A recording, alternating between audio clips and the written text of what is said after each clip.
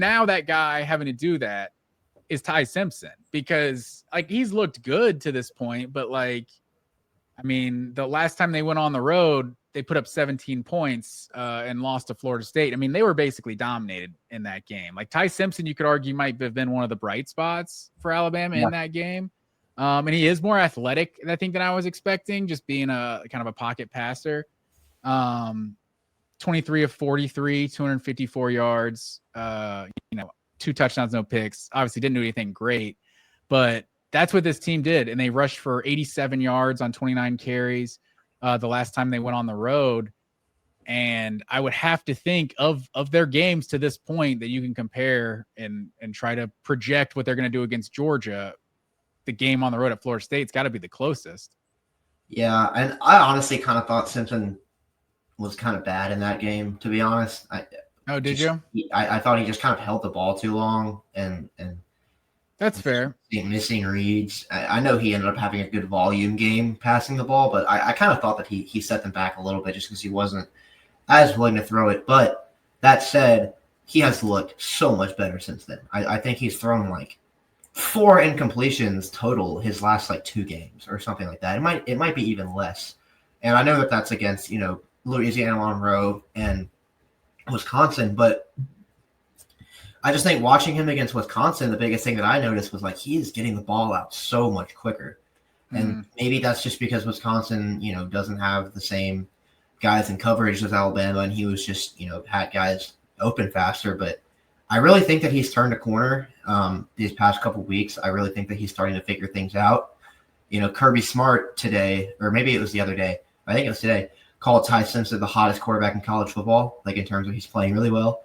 I don't think he was talking. He might have been talking about his appearance, but I would guess that he was talking about he's been playing really well recently, and he's been money. I know a lot of people kind of wrote him off week 1 as this scrub. Maybe I was kind of guilty of that a little bit myself, but I do think these are 2 really good quarterbacks. Like I'm expecting a duel in this one. They've got great weapons. Georgia's got great weapons. Like I think we might. It might be a more normal game than last year was, just because everything is. But I think we're in for a similar amount of fireworks, especially after watching some of the things that Georgia's defense gave up last week against Tennessee. Yeah, that's where I just don't know how to interpret. And to your point, he was 17 for 17 against UO Monroe and 24 of 29 against Wisconsin. Yeah, 7 touchdowns, no picks in that game. I mean, he's 9 touchdowns, no picks on the season. So. Wait, he threw 7 touchdowns against Wisconsin? No, in those 2 games. Oh, I was like, good Lord. 4 versus Wisconsin and 3. Yeah, I must have missed like 3 touchdowns. Like, yeah. But no, you're not wrong. I mean, I really don't know what to make of Georgia's defense right now. Like, I kind of think there's a good chance that Georgia played what could be the best offense in the SEC on the road in week 3.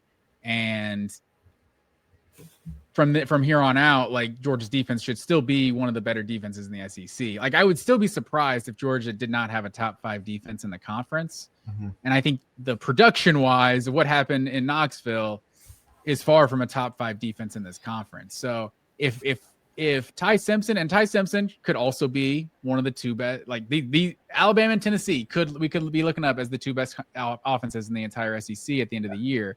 But I would say if Ty Simpson goes off on Georgia the same way Aguilar went off, I'm going to start to be concerned that this defense actually isn't good. Yeah, and I think a lot of what went wrong against Tennessee last week was what went wrong against Alabama last year. Obviously, it was different players struggling, but I thought it was the same thing. It was like they were just not playing the ball in the air well at all. I mean, you had last year against Alabama, of course, you had, Starks tipping the ball up to Williams. I think it was Williams. And then, obviously there's the other. Oh, I forgot about that play. Yeah. And then, of course, there's that crazy Ryan Williams, Julian Humphrey touchdown where he made Humphrey and Bolden kiss, So, like, you have that. And then last week, same thing. I mean,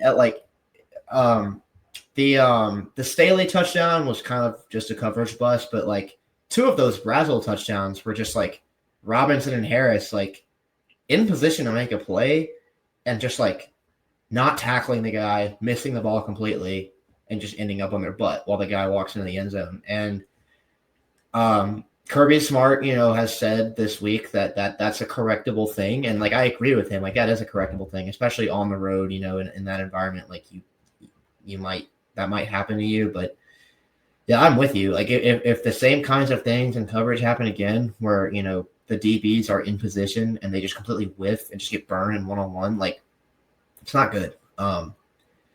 But I'm honestly less concerned about the DBs than I am about the pass rush. Okay. Like, you got to think the reason that a lot of the corners for Georgia were in those situations in the first place was because Georgia could not get any pressure sending 4 rushers. The only way they got any type of pressure on Aguilar was blitzing. And when you do that, you leave your guys one-on-one, with no safety help sometimes. You leave them on that island sometimes. And we saw Tennessee get, 3 touchdowns off of that? And if Georgia continues to just not be able to get home with 4 pass rushers and they have to blitz every play if they want to get any pressure, you might just see more of the same, man. You can't have a team that just can't play soft coverages ever. Yeah, I think that's fair. I wonder if, and that this was probably Aguero's best game, that Tennessee, probably the best game of his career to this point. I'm wondering like what we see in that DB, if there's any just shakeups and that DB unit this week. Like, do we see Harris or Ellis Robinson? Like, is it still a tryout? They're going to go series to series of who's cornerback number 2 on the team? Like, I think you've seen through the years that Kirby Smart doesn't want to do that. He wants to have his 2 corners and just leave them there, So I don't think you want to just play multiple guys like that. And then also, like, does Aguero, he made that one pick playing deep safety. Like, does he play more of the safety role opposite KJ Bolden? And we see, I don't know, one of the DBs that hasn't played as maybe Corey Thomas playing star, or is Corey Thomas that other safety, or is Zion Branch start to get a look? I think he was, or was it Zion Branch, or was it Maddox that was getting more looks at star? Maddox. It's like, I wonder if we see one of those guys, if maybe shaking it up, like, or maybe Aguero's just really good at that star role and you just keep him there. I'd leave Aguero there, man, after last week. I mean, he was really the only DB that was like, playing downhill. He had the interception. He was really the only one that was like consistently playing well. I felt like. But I think safety is just a more important position in the, like, I think Javon Bullard played star about as well as anyone I can remember. And it's like, they moved him to safety when it was hit when that opening when that opened up. Yeah, so I wonder where the priority is. Yeah, I don't know. I mean, I don't think the attention should be on safety and star though. I think we should be worried about the hierarchy at cornerback and whether or not those guys can be trusted. Because I mean, they weren't throwing at Everett at all. Everett is about as solid as they come in terms of cornerbacks in college football, but. You can't have Ellis Robinson is like the highest rated cornerback prospect ever. Daniel Harris is a very good player as well. Like, you can't have guys in this defense getting picked on.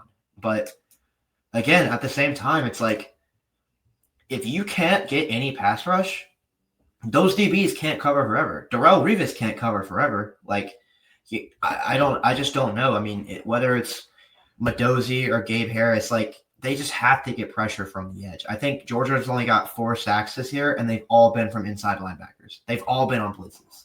Yeah, the edge rushers are just not winning. They're not winning at all, and I think that's the biggest concern on the entire team right now.